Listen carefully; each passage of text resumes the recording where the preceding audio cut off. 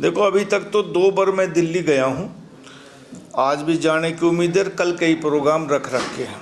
3 तारीख को चुनाव प्रचार बंद होने जा रहा, तो इसलिए सभी हरियाणा के तकरीबन राजनीतिक लोगों की ड्यूटी लगी है। और 32 विधानसभा में तो खास तौर पर हरियाणा के दिल्ली के चुनावी राजनीति में यमुना का मुद्दा पूरी तरह से छाया हुआ है। आम आदमी पार्टी के प्रमुख अरविंद केजरीवाल द्वारा यमुना को लेकर दिए गए बयान पर हरियाणा के कैबिनेट मंत्री राव नरवीर सिंह पलटवार करते हुए कहा कि यमुना को राजनीति का मुद्दा नहीं बनाया जाना चाहिए। उनके द्वारा यमुना को लेकर हरियाणा पर लगाए गए आरोप पूरी तरह से बेबुनियाद हैं। उन्होंने कहा कि दिल्ली जाने से पहले यमुना के पानी को चेक किया जाता है। सोनीपत के पल्ला गांव में पानी की टेस्टिंग की जाती है। दिल्ली जाने से पहले यमुना का पानी बिल्कुल गंदा नहीं रहता। वो प्रदेश के पर्यावरण मंत्री हैं, उन्हें यमुना के प्रदूषण की सही जानकारी है। उन्होंने कहा कि अरविंद केजरीवाल यमुना को प्रदूषित करने का जो आरोप हरियाणा पर चढ़ा है वो भ्रम की स्थिति पैदा करने वाला है।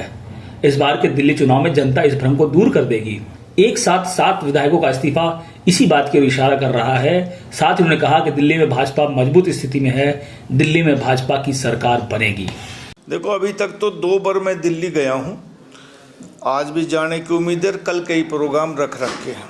3 तारीख को चुनाव प्रचार बंद होने जा रहा, तो इसलिए सभी हरियाणा के तकरीबन राजनीतिक लोगों की ड्यूटी लगी है। और 32 विधानसभा में तो खास तौर पर हरियाणा के लोगों की ड्यूटी लगी है। जिस हिसाब से लोगों का समर्थन इकट्ठा हो रहा है, जनसमूह इकट्ठा हो रहा है, और लोगों से बात करने पर आपको लग रहा है कि अब के भारतीय जनता पार्टी के लोग दिल्ली में सरकार बनाने जा रहे हैं। नहीं, इसमें बदलने का नहीं। अरविंद केजरीवाल तो जब चुनाव आते हैं तो ऐसी बात अकेले इस पानी के मुद्दे पर नहीं, और भी मुद्दे पे बात करते हैं। उन्होंने 2-3 दिन पहले बयान दिया था कि इस पानी में जहर मिलाया जा रहा है।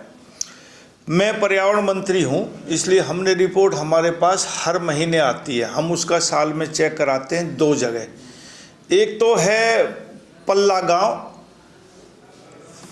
सोनीपत में आखिरी गांव है, जहाँ के उसके बाद जमुना दिल्ली में शुरू हो जाती है। तो वहाँ हम जब मात्रा देखते हैं उसमें ऑक्सीजन की, तो तकरीबन 5 पॉइंट से ऊपर 6 पॉइंट 7 पॉइंट पाती है। और इतना पानी में ऑक्सीजन पाने का मतलब है कि उसमें जीव जंतु रह सकते हैं, मछलियाँ पड़ सकती हैं, सारी चीज़, मतलब कोई भी जो पानी का जो जानवर है वो मरता नहीं, वो जिंदा रहता है। और एक गांव पड़ता है दिल्ली क्रॉस होने के बाद, बसंतपुर, फरीदाबाद जिले का पहला गांव। यदि वहीं हम हर महीने टेस्ट करवाते हैं, तो अब हमने जनवरी 2025 में करा, पूरे साल का मैंने चंडीगढ़ प्रेस कॉन्फ्रेंस करके भी कहा था कि वहाँ ऑक्सीजन की मात्रा आती है 0। तो सब गंदा कहाँ हुआ? और चलो उसको ये नहीं जचती तो अपने कोई लैब से टेस्ट करवा लो, वो पल्ला में भी टेस्ट करा लो और वो बसंतपुर में भी करा लो। तो किसकी कमी है? और ये मुद्दा राजनीतिक मुद्दा नहीं है, ये हमारे जीवन से जुड़ा हुआ मुद्दा है। इसमें आरोप प्रत्यारोप की ज़रूरत नहीं होनी चाहिए।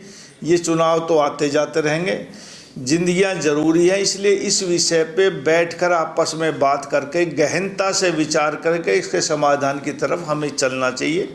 मैं अरविंद केजरीवाल से भी निवेदन करता हूं कि आपस की बहसबाजी में ना पड़ के, बयानबाजी में ना पड़ के, ये राजनीतिक मुद्दा ना बनाओ, इसके समाधान की ओर चलना चाहिए। हमारी गलती है तो हम उसका सुधार करेंगे, और यदि उनकी गलती है तो वो सुधार जरूर करें। जी, ये 5 साल में 1 महीना आता भागने का, तो ये भागते रहते, कभी कोई किधर चला जाता, कभी कोई किधर चला जाता है। मैं इस बात को ज़्यादा मैटर नहीं देना चाहता। जनता जब भागती है तब बदलाव आता है। विधायकों के भागने से ना कभी सरकार बदली ना कुछ है, लेकिन अब के आम आदमी पार्टी से लोग भाग रहे हैं, इसलिए लगता है कि भाजपा की सरकार अब की बार दिल्ली में जरूर बनेगी। अरविंद केजरीवाल एक और बात कह रहे हैं कि कांग्रेस बीजेपी की बी टीम बनकर काम कर रही है दिल्ली में। ये तो अरविंद केजरीवाल और कांग्रेस तो कल तक तो चुनाव मिलकर लड़ रहे थे। अब कौन किसकी बी टीम है, हरियाणा की जनता, देश की जनता जानती है। उनका काम है अरविंद केजरीवाल का लोगों को बहकाना, लेकिन अब उनका घड़ा भर गया। 10 साल हो गए, लोगों ने देख लिया, तो कुछ भी कही जाओ, मेरे को लगता फ़र्क नहीं पड़ेगा उनका।